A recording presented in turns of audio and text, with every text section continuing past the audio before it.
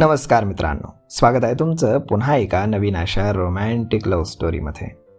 तर मग चला सुरुवात करूयात आजच्या या भागाला. बस, माझ्या मुलीबद्दल अजून एक शब्द जरी बोललात ना तरी याद राखा. गाथाचा आवाज ऐकून माया आणि समीर तिच्या जवळ आले. तुम्हाला माझ्या आणि माझ्या मुलीबद्दल असं काही बोलण्याचा अधिकार नाही. काय माहिती आहे तुम्हाला माझ्याबद्दल आणि माझ्या मुलीबद्दल? काय झालं गाथा? माया तिथे बोलली. ताई, या बायका माझ्याबद्दल काहीही बोलत होत्या, मी गप्प बसले. तर या माझ्या ग्रीशाबद्दलही वाईट साईट बोलू लागल्या. यांना कोणी अधिकार दिला ताई? गाथाच्या डोळ्यात पाणी होतं. आपण घरी जाऊयात, समीर शांतपणे बोलला. माई, राधिका आणि शिव लगेचच तिथे आले. गाथा, काय झालं? माई बोलल्या. तुमचा मान राखून आम्ही आलो इथे माई. आधी माहीत असतं माझ्या गाथाचा असा अपमान होणार आहे तर कधी आलोच नसतो. माया हात जोडून बोलली. काय झालं? देव त्यांचा गोंधळ ऐकून तिथे आला. तो सगळ्यांच्या जेवणाच्या तयारीचं पाहत होता, त्यामुळे काय घडलं त्याला माहीतच नव्हतं. गाथाच्या चेहऱ्यावरती अतिशय राग आणि डोळ्यात अश्रू होते. ते पाहून त्यानं पुन्हा काळजीने विचारलं. काय झालं समीर? तुझ्या नातेवाईकांना विचार. माई, काय झालं कोणी सांगेल का? देव बोलला. अपमान झालाय गाथाचा. तिच्याबद्दल आणि ग्रीशाबद्दल खूप काही चुकीचं बोललं गेलंय, माया बोलली. कोण बोललं? झाला तेवढा तमाशा पुरे झाला. I am sorry. शिव, माझ्यामुळे तुझ्या या आनंदाच्या क्षणात व्यत्यय आला. गाथा डोळे पुसत हात जोडून बोलली आणि ग्रीशाला घेऊन जाऊ लागली. गाथा, देव ना तिचा रस्ता अडवला. मला जाऊ दे मिस्टर देसाई, मी अजून अपमान सहन करू शकत नाही. जर मी इथे थांबले तर लोक म्हणतील की मी पुन्हा तुम्हाला फसवलंय. सगळ्यांना वाटेल की मी ग्रीशाला पुढे करून तुमच्या आयुष्यामध्ये येऊ पाहतेय, गाथा रागात बोलली. असं अजिबात नाहीये, देव बोलला. थँक्यू. गाथा हात जोडून दुःखी स्वरात बोलली आणि निघाली. थांब, तू वाशी जाऊ शकत नाही. कोण काय बोललं गाथाला?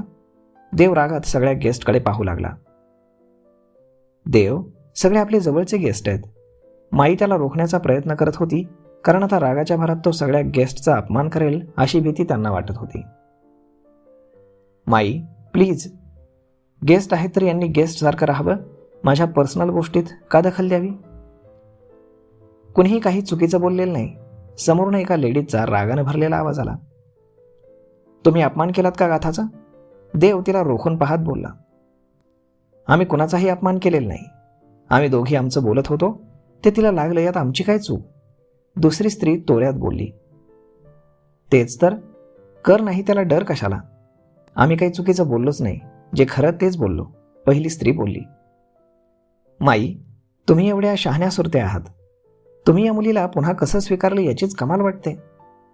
4 वर्षांनंतर असं येऊन ही म्हणेल की ही मुलगी देवची आहे आणि त्यावरती तुम्ही विश्वास ठेवलात. कमाल आहे तुमची माई.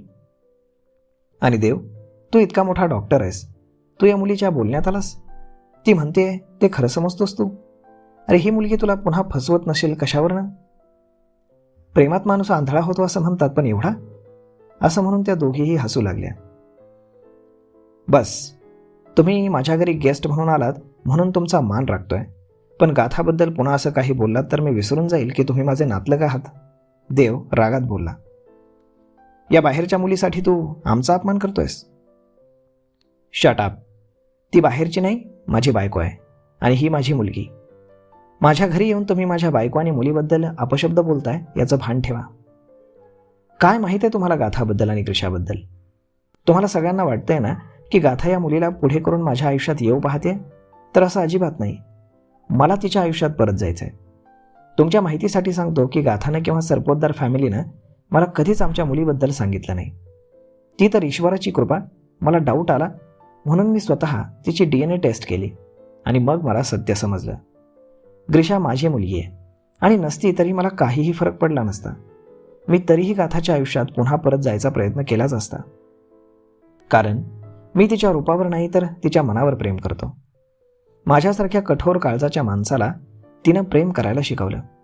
माझ्या बोरिंग आयुष्यामध्ये तिनंच रंग भरले. माझा जीव वाचवण्यासाठी स्वतःचं सर्वस्व त्यागलं. मला समर्पित होताना जराही तिच्या भविष्याचा, समाजाचा किंवा फॅमिलीचा विचार तिनं केला नाही. तिच्याबद्दल सगळं माहीत असूनही मी मूर्खासारखा वागलो आणि फार मोठी चूक केली.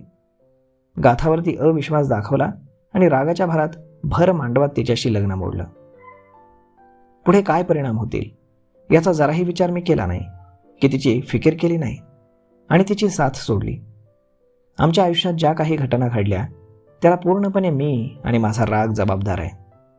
आज तिची जी काही परिस्थिती आहे ना, ती माझ्यामुळे आहे. देव गाथाकडे पाहत अतिशय तळमळीनं बोलत होता. तो तिच्यापुढे गुडघ्यावर बसला. डोळ्यात पाणी होतं आणि चेहऱ्यावर अतिशय दुःख. त्यानं दोन्ही हात जोडले.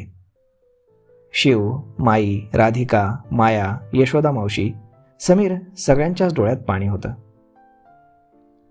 आय एम सॉरी गाथा, माझ्यामुळे तुला वारंवार असा अपमान सहन करावा लागतो. आय एम सॉरी, तो रडत बोलला. तिच्याही डोळ्यातनं अखंड अश्रू वाहत होते, पण ती काहीच न बोलता ग्रीशाला तिथून घेऊन निघून गेली. तिच्या मागे माया, समीर आणि यशोदा मावशी देखील बाहेर पडले. गाथा पूर्ण रस्त्यात शांतच होती. ती कुणाशी काही बोलत नव्हती.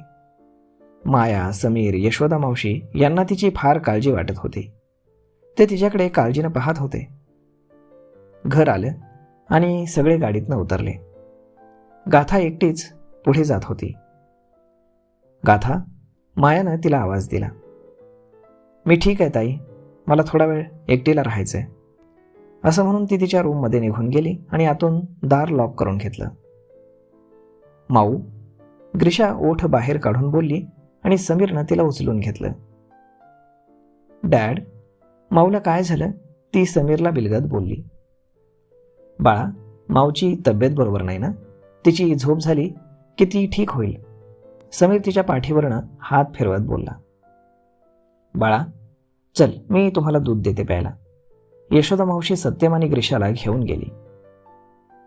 मायानं रडतच समीरला मिठी मारली. अजून किती दिवस तिला हे सगळं सहन करावं लागणार आहे समीर?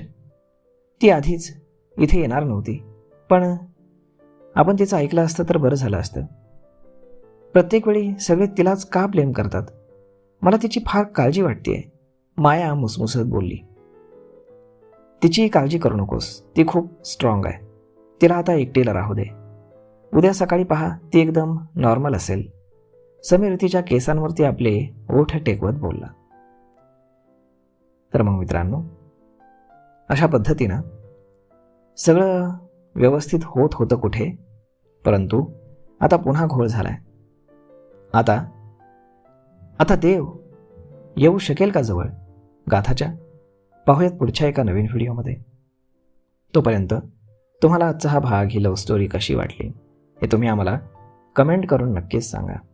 आणि जर आवडली असेल तर आपल्या जवळच्या मित्रमंडळींसोबत देखील हा व्हिडिओ तुम्ही शेअर करायला विसरू नका. धन्यवाद.